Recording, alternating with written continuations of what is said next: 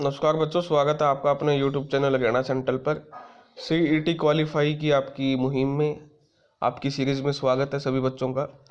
देखिए भाई, कल एक प्रेस कॉन्फ्रेंस थी, हालांकि उस पर मैंने बोला भी था कि एक शब्द भी नहीं बोला मुख्यमंत्री साहब ने बेरोजगारी पे, या फिर आपका जो CET C ग्रुप की है, D ग्रुप की है, TGT है या असिस्टेंट प्रोफेसर की है।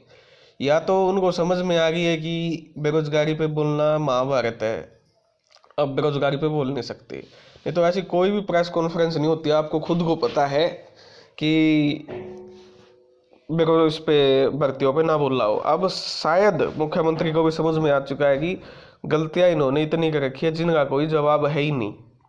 जवाब देते हैं, पिछली बार कहा था D ग्रुप का रिजल्ट 4 दिन में काटने, 6 दिन में निकाल देंगे उसको। अब पूरी बात को 1 महीना हो गया, नहीं जबान की कोई कीमत नहीं। तो मुख्यमंत्री साहब ने सोचा इससे अच्छा तो बोलना ही बंद कर दे, क्योंकि ये हैं सारे, इनका है सिस्टम खराब, इन पर होना नहीं कुछ भी इस आयोग पे। ठीक है, इनका को माटी पलीत हो रही है और गल्ला मेरी करवा देंगे ये।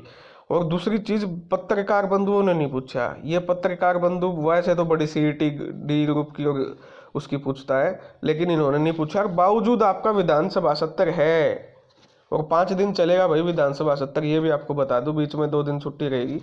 तो विधानसभा सत्र होते हुए भी इन्होंने नहीं पूछा, कमाल की बात है। उसके अलावा 19 तारीख को डेट होते हुए भी नहीं पूछा है। इसका मतलब साफ है कि शायद पत्रकारों को भी मना किया गया था।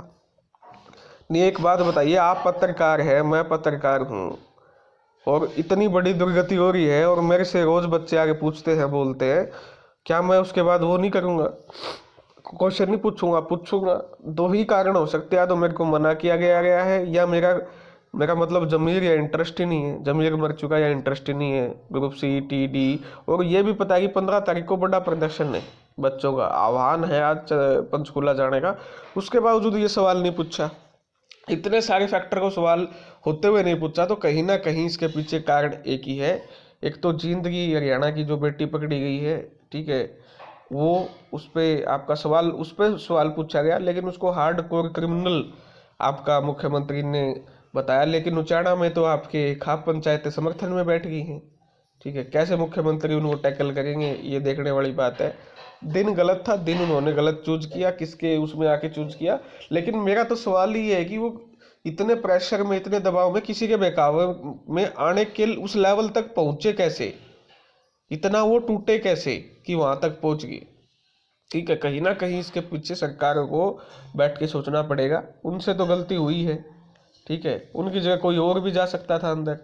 ये भी तो हो सकता था, कम से कम उन्होंने ये तो दिखा दिया कि भाई तुम्हारी सिक्योरिटी कितनी खोखली है, तुमको कोई भी झांसा दे के जा सकता था। देखिए, इसका तो देखिए संसद पर वही बात है, ऊपर ला दिया है। अब तो NSA के तहत ऊपर का ला दिया है, आतंकवादी के तहत धाराएं जोड़ी गई हैं।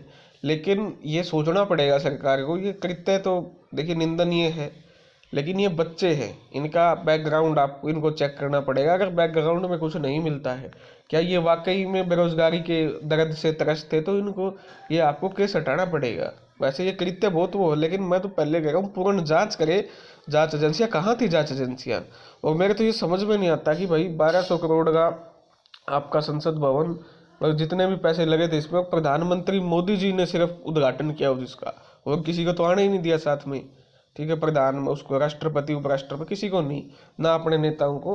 तो उसमें इतनी बड़ी चूक हो जाती है, तो कहीं ना कहीं ये आपका गंभीर विषय है, इस पर जांच होनी चाहिए और इसके तहत जो सजा मिलनी है वो मिलनी चाहिए। ठीक है, अब ये क्या कॉन्स्पिरेसी थी, क्या षड्यंत्र था, ये जांच एजेंसियों को करनी चाहिए। अगर जांच एजेंसियों को कुछ ठोस मिलता है तो वो देश के सामने रखना चाहिए और उसके मुताबिक सजा देनी चाहिए। लेकिन अगर एक्चुअली में कुछ नहीं मिलता है इनके, और सिर्फ बेरोजगारी का ही आपका डंक मिलता है, क्योंकि बेरोजगारी कैंसर की तरह फैल रही है आज भारत में। ठीक है, तो बच्चे जो है बेरोजगारी के चलते आपका भटक रहे हैं, नशे की तरफ भटक रहे हैं, गलत लोगों के संगत में आ रहे हैं, और फिर आगे गलत कदम उठा रहे हैं, क्योंकि बेरोजगारी का जो चरम है वो छू लिया है। हरियाणा में तो खासकर बेरोजगारी बहुत बड़े चरम लेवल पे, कोई ना तो उसका पत्रकार सवाल पूछता है बेरोजगारी पे, ना सरकार जवाब देती। तो आप समझ सकते हो कि कितने चरम लेवल पे बेरोजगारी है। आज विधानसभा सत्र है, उम्मीद ही लगा सकते कि कोई कुछ आपके लिए बोल सकता है। ठीक है, वो दोपहर तक आपको पता चलेगा, 11 बजे आपका स्टार्ट होगा। अब बात करते हैं सीईटी पे। तो सीईटी पे मुख्यमंत्री की चुप्पी बहुत कुछ बताती है। सीईटी पे मुख्यमंत्री की चुप्पी ये बताती है कि 19 तारीख को सुनवाई होगी ही नहीं, 19 की डेट भी आगे जानी है। सीईटी पे ये चुप्पी आपकी बहुत बड़ी बात बताती है। और कहीं ना कहीं सरकार को भी पता चल गया है कि ग्रुप के अगेंस्ट भी बुला के उन्होंने आपकी पॉलिसी की धज्जियां उड़ाई है। अब ग्रुप के अगेंस्ट तो बुला लिया, अब पोस्ट के अगेंस्ट नहीं बुला सकते, नंबर 1 बात। ठीक है, अब बच्चों को कम कर ही नहीं सकते किसी भी हालात में। नंबर 2 बात, 2 कैटेगरी के ज़्यादा बच्चे बुलाए हैं, ठीक है, उसमें भी झोल है। नंबर 3 बात, 5 नंबर की जो वेरिफिकेशन का मामला है, 5 नंबर की जो वेरिफिकेशन का मामला है उसका तो कोई समाधान निकला ही नहीं। ना तो ये फिजिकल करवाई, ना ये पीपीपी का डाटा दे सकते हैं कोर्ट में, वहाँ भी फंसे खड़े हैं। ईएसएम और डीएसएम में प्रोविजनल तौर पर दोनों को बिठाना पड़ेगा, ठीक है, वहाँ ये फंसे खड़े हैं। जब ईएसएम डीएसएम को बिठा रहे तो बाकी बच्चों को भी बिठाना पड़ेगा। तो यही तो काफ़ी सारी चीज़ें अब सरकार को पता चल गया कि इन्होंने वो लूप होल्स जो है इसमें सीईटी में ज़्यादा छोड़ दिए, जिनके आपके ठीक होने की संभावनाएं ना के बराबर है। ठीक है ना, तो इनकी जो संभावनाएं हैं वो बिल्कुल ना के बराबर है ठीक होने की। तो इस कहीं ना कहीं सरकार को भी पता चल गया है। अब कहते हैं, एक को कहते हैं कोर्ट की मानेंगे, एक बंदे कोई बंदा मिलने जाता है, दूसरे बंदे मिलने जाते हैं तो उनको कहते हैं कि 2-3 डेट्स और लेंगे। अब जब ये यही कह देगी हम 2-3 डेट्स और लगेंगी इसमें, तो आप मान के चलिए कि ये मार्च तक जाके भर्ती पूरी हो, मार्च में भी नहीं होगी ये भर्ती तो पूरी। जब उन्होंने कह ही दिया 2-3 डेट्स और लेंगी, तो ये फिर भर्ती पूरी कैसे होगी? ये बड़ी समझने वाली बात है, सोचने वाली बात है। ये भर्ती कैसे पूरी हो सकती है? नहीं हो सकती है भर्ती पूरी। तो ये सारी चीज़ें सरकार को सोचनी पड़ी। और उससे बड़ी बात, भारतीय जनता पार्टी को वोट चाहिए, भारतीय जनता पार्टी को। और हरियाणा में जो सिचुएशन है वो अलग है, हरियाणा में बिल्कुल सिचुएशन अलग है। ओपीएस के लिए कर्मचारी धरनारत है, रोडवेज वाले, आशा वर्कर, सरपंच नाराज है आपके राइट टू रिकॉल के लिए।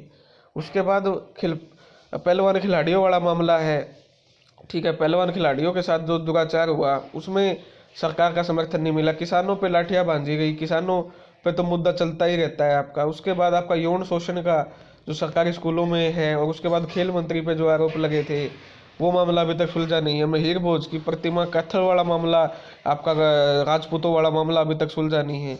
ऐसे कितने सारे मामले हैं। उसके बाद पीपीपीआईडी का पेंशन कट गई, बीपीएल कट गया, बहुत सारे ऐसे ऐसे मामले हैं जो सरकार के गले की फांस बने हुए हैं। भर्तियाँ, रोजगार जो सबसे बड़ा मुद्दा है, ठीक है, यमुनानगर में जहरीली शराब से मृत्यु हो जाती है, मेवात कांड आपका, उसके बाद ये आपका क्या नाम है, ये शराब वाला मामला जो है, उसके बाद जाट समुदाय आपका नाराज है। तो किस किस कौन कौन से मामले यहाँ पर जो है, भाजपा को अपनी स्ट्रेटेजी में बदलाव करना पड़ेगा, भाजपा को युवाओं को अपने साथ लेना पड़ेगा।